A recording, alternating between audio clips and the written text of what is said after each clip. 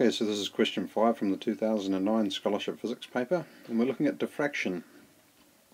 So the situation is when light is incident on a pair of slits, Young's slits, the light can undergo diffraction. The diffracted waves might then interfere with each other. Explain what conditions are needed for diffraction and interference to take place. Okay, you could get, it's a little bit uncertain where you could start with this. You could start at quite a deep level, explaining what waves are and so forth, but I think that's probably a little bit unnecessary. Let's just quickly sketch the situation over here because it is useful. This is definitely in not to scale, but it's an enlarged version of what we've got. We've got a light coming through, and this is our slits.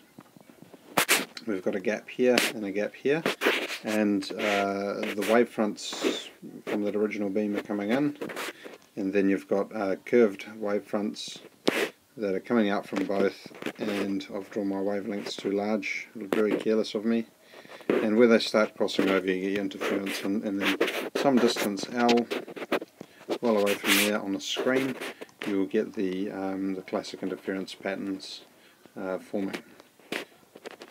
Okay, nothing here is to scale, this is just very rough.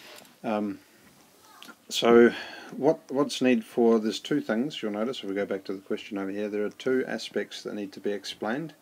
You've got the diffraction and the interference. So for diffraction to take place, we're dealing with this section at that point.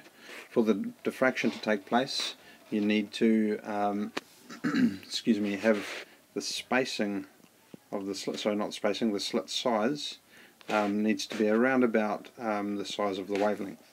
And when you have that, if the wavelength is around about the same size, I haven't drawn this to scale once again, but I've just approximately, if that and that are equal, you'll get the maximum amount of curving as it goes through. Now, diffraction by itself is also talked about in terms of like a wavefront hitting a barrier and then curving there. So this is diffraction just as much as diffraction through the Young's slits, but we can assume from the context we don't need to worry about talking about general barriers. We're talking about the situation here. So that's the diffraction part anyway. Diffraction through a gap. It's happening twice in the same place, don't need to explain it twice. For the interference part, to produce these patterns, we get a little bit more detailed. We have to be aware of, let me just change colour for that, we have to be aware of the spacing. Actually the spacing goes from the centre of the slits to each other. We have to be aware of the spacing. We have to be aware of the light, there's light that's going in, and looking at a few different details for there. So let's see, if the spacing is too far away, so if we make that distance between the slits too far away, then you might get this diffraction happening. Let's continue this diagram over here, and the waves bend, but they never actually cross over. There's a gap between where the waves are going through, and if that happens, you don't get any interference because the wavefronts can't add constructively or destructively. And yeah, so you don't notice anything. You might notice two spots on the wall and that's it, as the light's shining through. Fuzzy round edges from that diffraction and a little bit dimmer than the original light because it's spreading out. That's what you'd notice. So that distance spacing has to be not too large, otherwise you don't get interference, and it helps if it's around about, or at least a wavelength. If they're too close together, then you end up with sort of two waves on top of each other. Where are we? Like this, and you get very odd.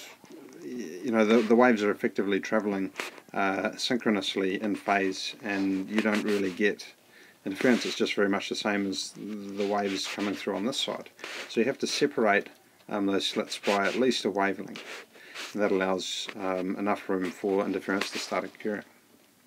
Okay, roughly speaking, that's how I understand it. I might not have a perfect understanding of that, but that's a way to look at it.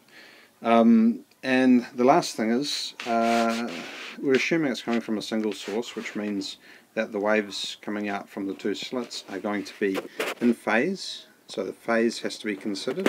They have to be of the same wavelength, obviously, or frequency, which is the same thing, because they're linked by V equals F lambda.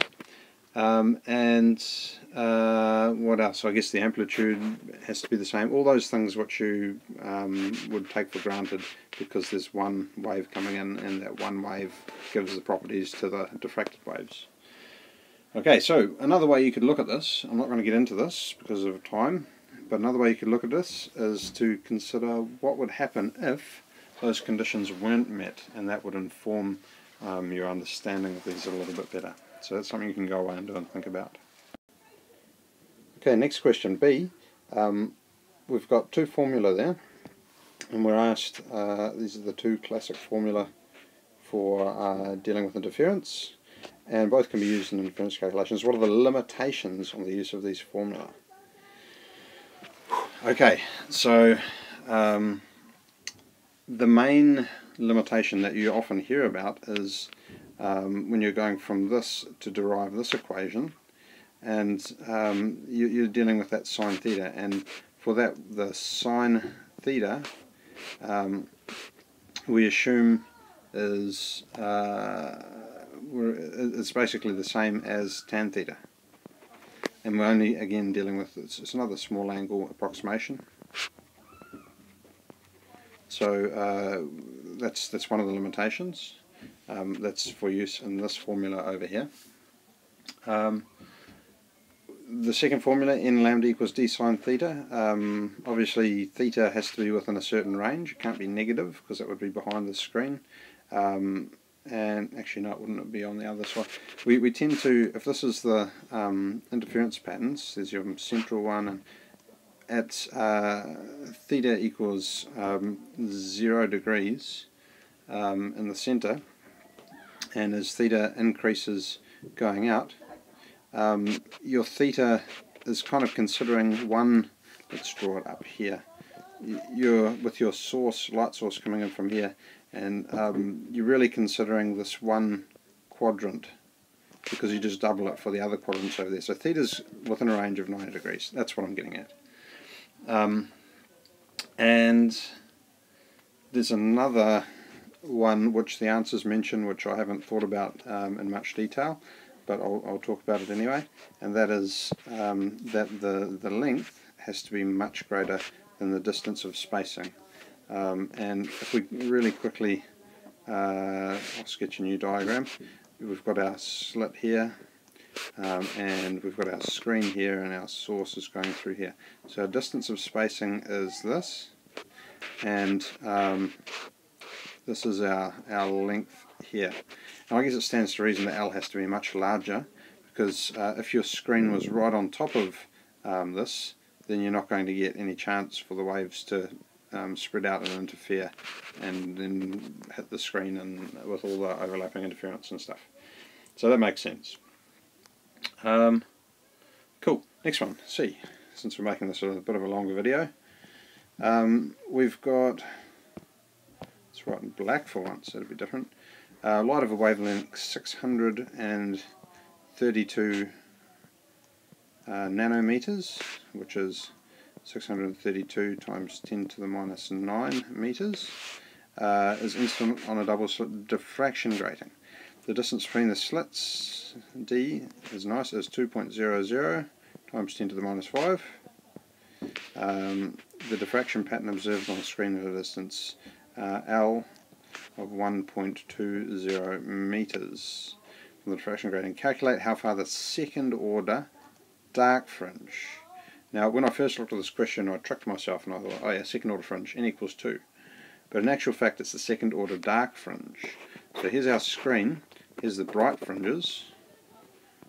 Okay, that's our central n equals 0, there's n equals 1, n equals 2. Our first dark fringe is actually 0.5 and our second dark fringe is 1.5. So we're after an n value of 1.5. And we're looking for how far that is, so we're looking for x, because x is the distance along the screen from the center. So x equals question mark. So what we're going to do, we're going to plug it into our formula here, the n lambda equals dx over L. Dx over L. Plug all those numbers and rearrange, and I think you get around about 5 centimeters. I'll just look that one up. I don't remember it off the top of my head. 5.69 centimeters. You rearrange, and x equals 5.69 centimeters. So you'll probably get an answer in meters, 0.0569 meters, by plugging it onto your calculator. And that's where this point is over here, the second order dark fringe, or n equals 1.5. And the final thing to mention, because you can't take these things for granted in scholarship, is that we're using this formula because x is much smaller than L. So 5 centimeters compared to 120 centimeters, 5.69 centimeters compared to 120 centimeters, that's significantly enough. Well, more than an order of magnitude out, almost 2 orders of magnitude. If that was 5 meters, that's effectively 2 orders of magnitude, but it's more than enough for our small angle approximation. And as it stands, we don't have theta anyway, but you can never tell because in scholarship, because you could always do something in terms of sine theta, like you might be able to give an answer that has sine theta as a part of the answer. But anyway, there it is.